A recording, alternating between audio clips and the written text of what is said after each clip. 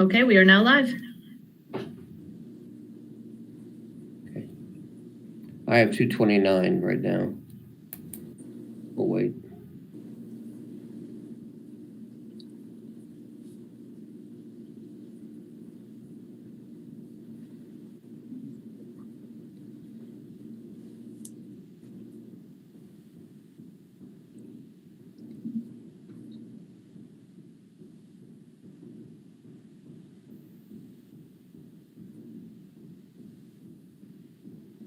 Okay, it's 2:30.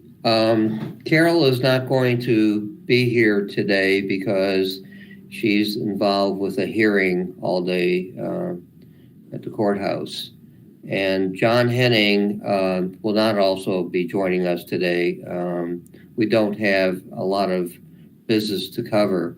So I'll be chairing the meeting this afternoon. And I'd like to therefore call the meeting to order. Can we go across and just identify ourselves so we have a quorum established? Mike Hahn? Here. Rick Devereaux? Here. Carter Webb? Hey, here. And myself. So there's 4 of the 5, and we do have a quorum to conduct business today. First item of discussion is the minutes from December 3rd. Did everybody have a chance to look at the minutes? Yes. Okay. Yes. Any questions or comments on the minutes or corrections? None? Is there a motion then to approve the minutes from December 3rd? Yeah, I'd make a motion that we approve the minutes from December 3rd. Okay, and identify yourself again. Mike Hahn. Okay, Mike Hahn. Hey, this is Carter Webb. Second. Okay. We have to go through as a roll call when we're doing virtual meetings. So, Mike? Aye. Okay. Rick? Aye. Carter? Aye. And I also approve the minutes from December 3rd. Minutes are now approved. I don't think there's any updated reports that I'm aware of, and I don't think there's any unfinished business from our last meeting. So let's go into new business. The only item I have, and we're going to be joined, and he's online with us, with Chief Coggins to talk about change in one of the fire department's rules for a training officer is the date and time for our meetings going forward. And I assume nobody else or nobody has any problem with the first Thursday of each month at 2:30. And if that's okay with everybody, and I've talked to Carol and John Henning, I'd like to propose the following language, and then someone can make it a motion. The Civil Service Board will continue to hold its regular board meetings in 2021 on the first Thursday of every month. The meetings will be held virtually online until its meetings can be conducted safely at the City Hall.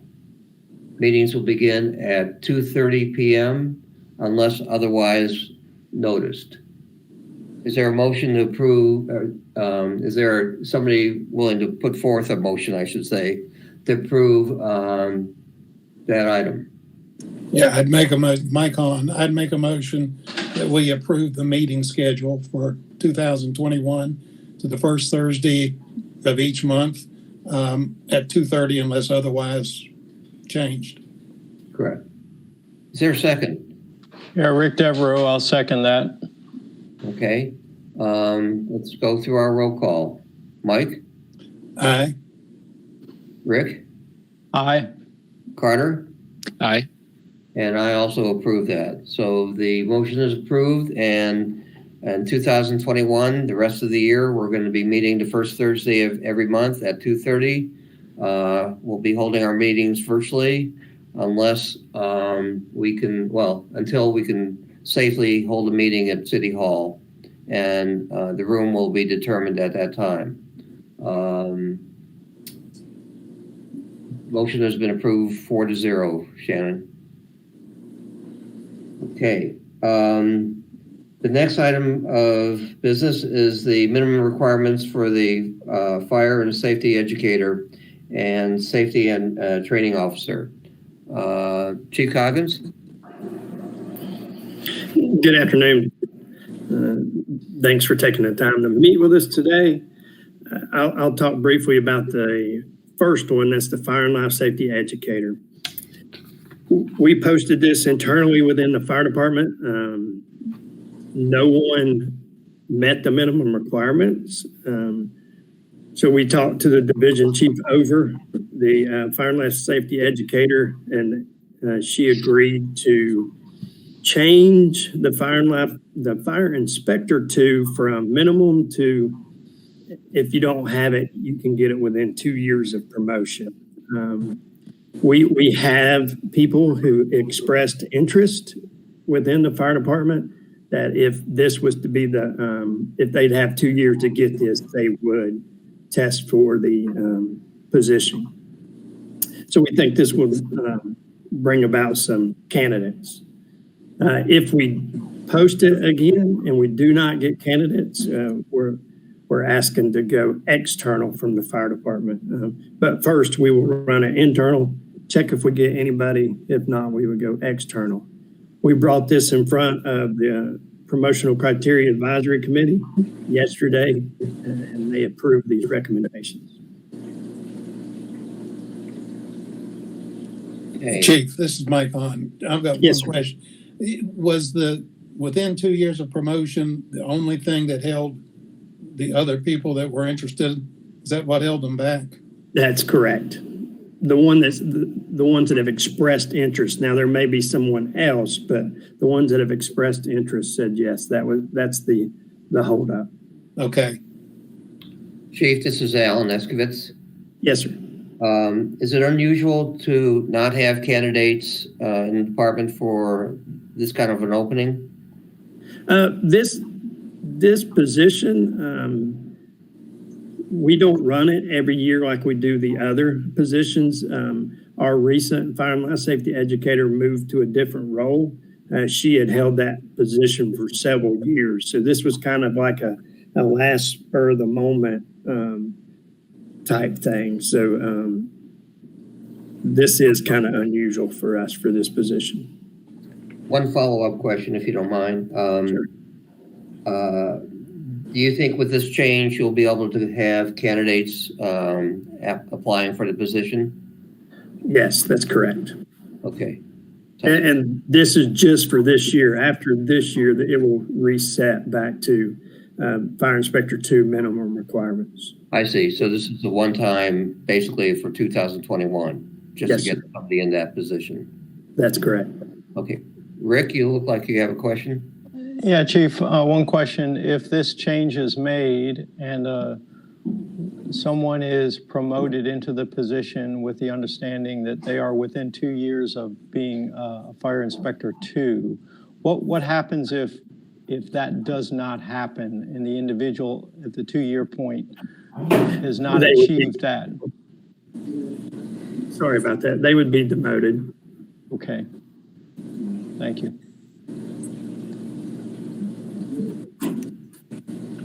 Any other questions? Okay. Chief, you want to continue on? Yes. The next one is our safety and training officer. When we originally posted this job, we had 2 openings. We had one candidate successfully accept a promotion for this position, and we promoted them. We still have 1 vacancy. We have had multiple inquiries into the fire department that said there was a couple spots that held them up. The live burn, the safety training officer, and the peer support, that they would definitely be interested in if they could have some time to get those ranks. We've actually had 3 and possibly 4 express interest. Question. Alan Eskutz. Is there just one opening right now for that position? There was two, but we promoted the one candidate that passed the first Okay. promotion process. Okay. Is this also going to be a one-year change, or are you reverting back to the old once you have candidates in? Yeah, I wanted to make that is correct. There is one thing that would stay.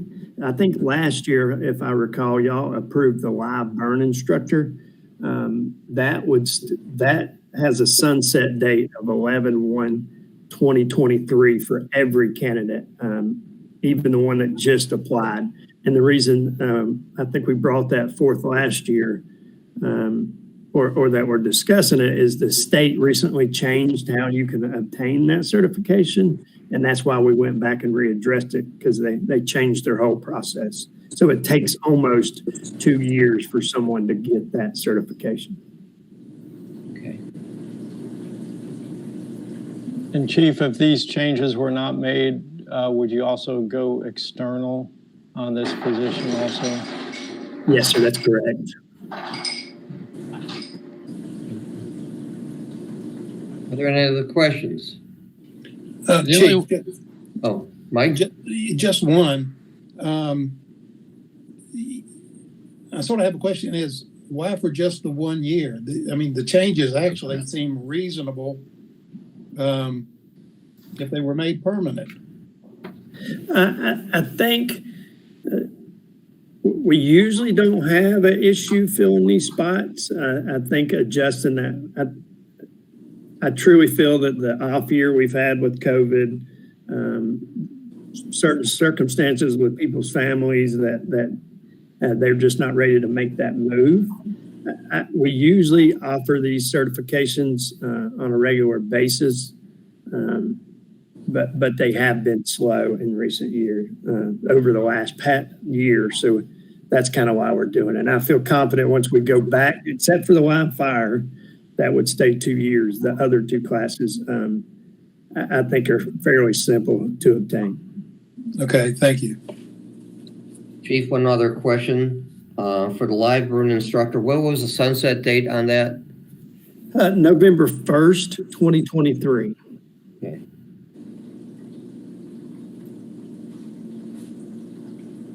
And that will be noted somehow with this on the application form. That's correct. We'll remove that within 2 years of promotion, and we'll put that out there. And for this process and the next process, it will show 11/1/2023. It gives people time to get that, so they're well aware of the change. Are those the only two promotional changes coming forth today? That's correct. Okay. Then I'd like to have a motion that if there aren't any further questions, that these two changes in positions be approved. Is there a motion? Mike on. Yeah, I'd make a motion that we approve Nashville Fire Department's minimum promotional requirements for both the fire and life safety educator and the safety and training officer. Thank you. Is there a second? And this is Carter Webb. I'll second the motion. Okay. All in favor? Mike? Aye. Rick? Aye. Okay, Carter? Aye. And I also approve those. So approve 4-0. Thank you, Chief. Thanks for being here today. Thank you.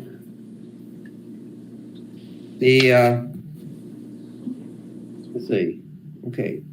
Public comments. Is there any? I don't think there's anybody from the outside on the meeting today. Are there any comments from anybody outside the board? No, we did not receive any public comment on this meeting. Okay, thank you.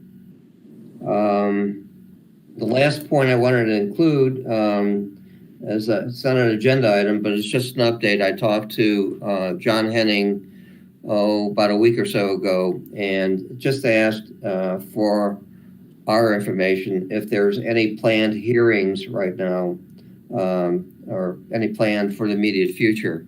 And he said there are not. So we'll have to wait and see if we have agenda items for the March meeting, and that will determine whether or not we're meeting. Is there any other business for today? Alan, I have Rick Devereaux. I've got one question, if I could. Yes, sir.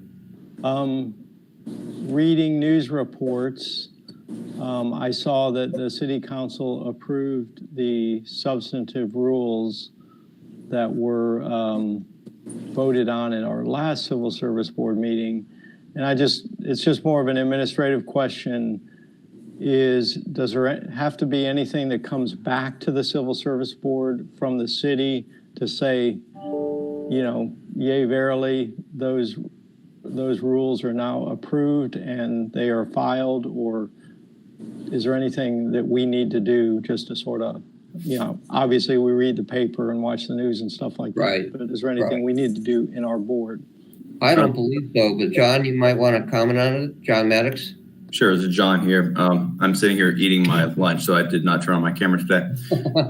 Yes, the rules did go through, and there is no administrative duties that I can read from the rule. The requirement is that y'all pass them and that the city council adopt them.